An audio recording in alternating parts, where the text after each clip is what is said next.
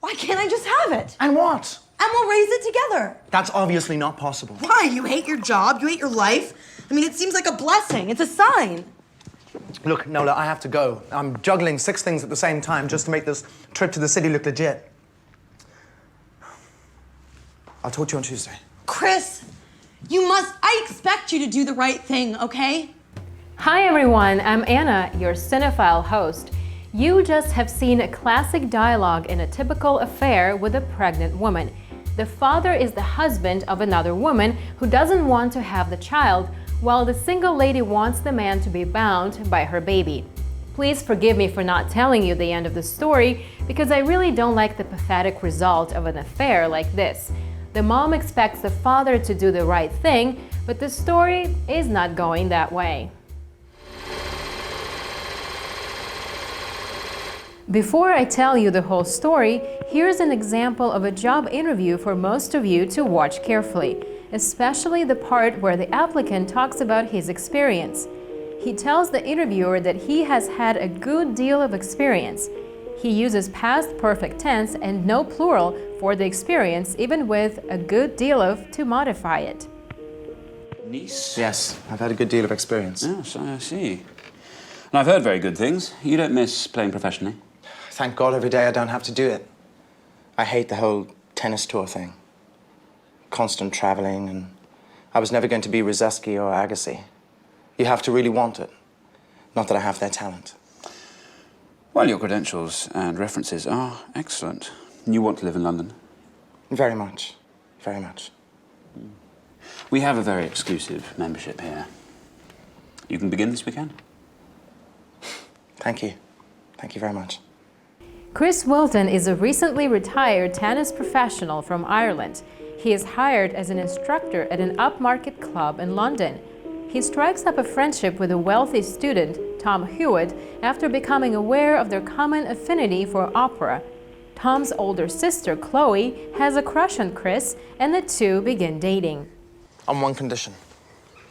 I buy the tickets. Oh dear, is that going to be an issue? I'm afraid it is. I'm very old-fashioned. But actually, I did read something about the exhibition in the Saatchi Gallery. That's perfect. It'd be my pleasure to take you. You're very kind to offer this. Can I at least give you some free tennis lessons? Okay, it's a deal. How about Wednesday for the Saatchi? I can do that. Shall we meet for lunch first? It's a date.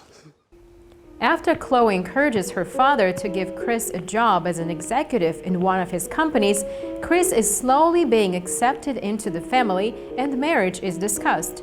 However, during a family gathering, Chris meets Tom's American fiancée, Nola Rice, and they are instantly attracted to each other.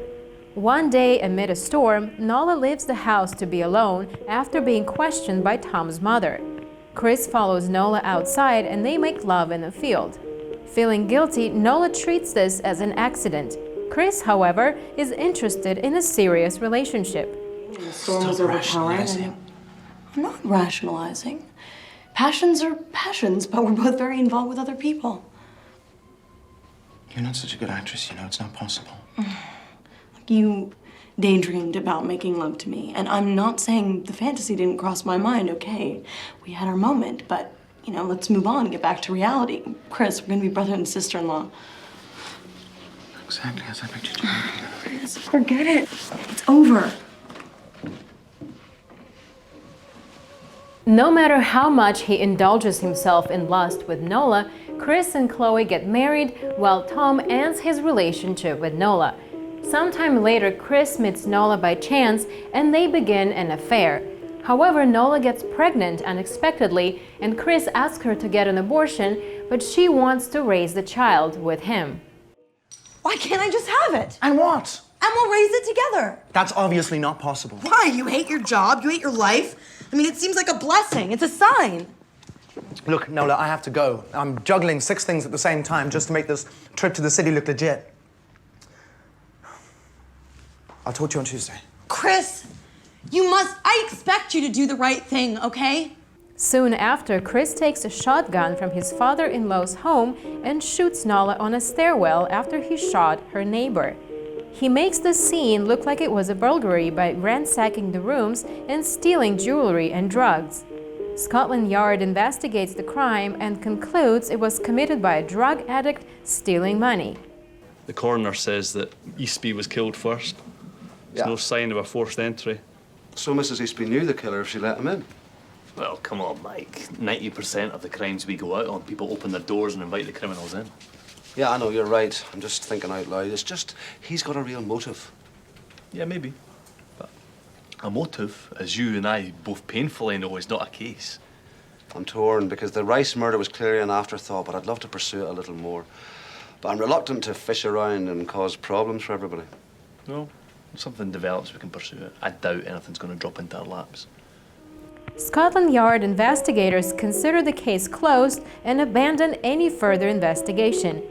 Chloe gives birth to a baby boy named Terence, and his uncle blesses him not with greatness, but with luck.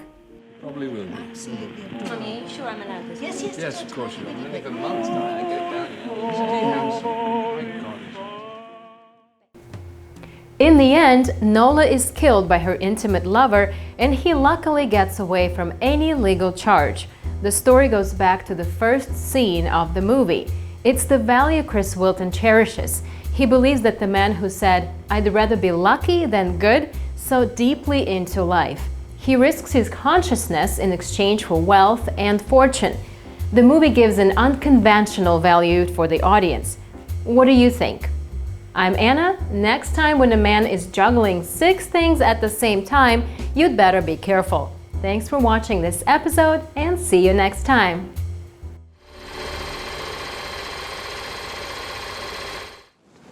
So, do you need a lift after this? Actually, I'm looking for a music store. I want to buy some CDs. Music around here? I think there's one on the Fulham Road. And they'll have a decent opera section. Opera? You like opera, really? I love opera. Papa gives loads to the Royal in Covent Garden.